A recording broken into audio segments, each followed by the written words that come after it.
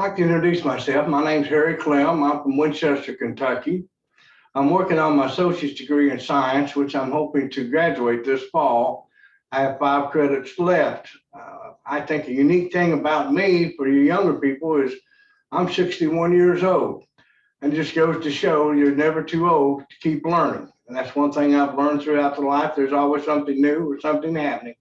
And education is extremely important in helping you get along with not only yourself, but it builds confidence with your fellow man as well.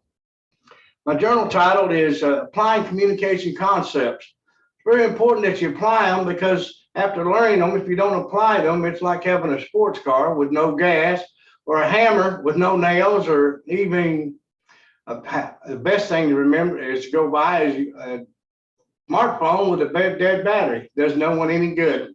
So it has to be applied to be effective. And I think you should do that every day. You should learn to incorporate these concepts. My learning objective is to be conscious of the things that I do know, and to learn the things that I don't know, that I can incorporate them in my daily life.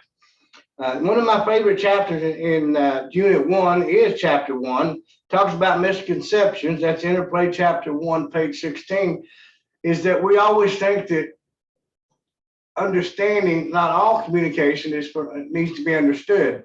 Some of it is just cultural things, such as passing somebody on the street, or sociable and being social with your neighbor, not trying to pry or get into personal business. You just say, "How are you?" They say, "Fine, thank you." And you don't really delve into that. That's really a cultural respect and cultural courtesy that we offer one another. Thing that I dislike about is in chapter 3 in Unit 1, where it talks about cultural attitudes toward disabilities. Myself, I'm hard of hearing. I have a physical impairment of walking. And also, a lot of times people look at me with disdain. Sometimes they'll look at me as being ignorant or non-attentive because I don't hear very well. But it points out good things if cultural attitudes towards disabilities needs to change. So one thing that I learned about that particular chapter, though, is not to consider myself disabled, but unique. I like that. I like feeling unique. I am unique in this way. In Unit 2, I like to Interplay Chapter 7, page 182, nonverbal and types of nonverbal.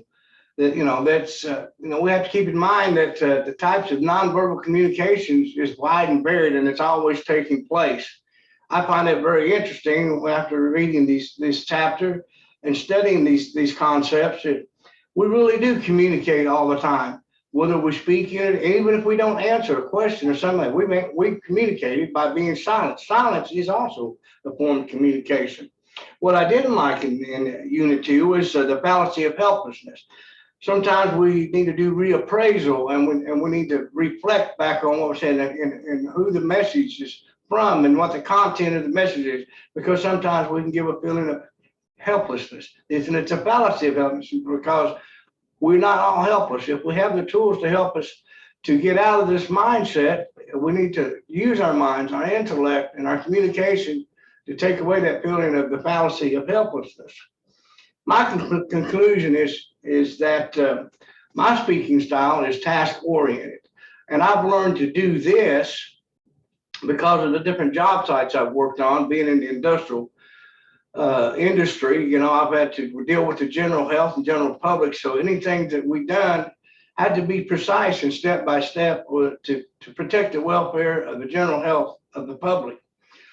So it was very task oriented, and I've just adapted that style through trial and error, but mainly because that's exactly what it was always focused on, step by step, make sure that nothing was missed, because we were in charge, and in large part still are, in charge of the health of the general public, to make sure that these things are done, plumbing's done right, particularly like water, sewage, so there's not contamination or contaminated water.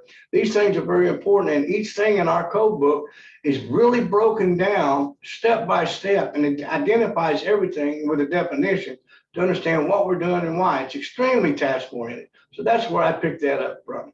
So you guys have a wonderful day, and I hope you enjoy your semester.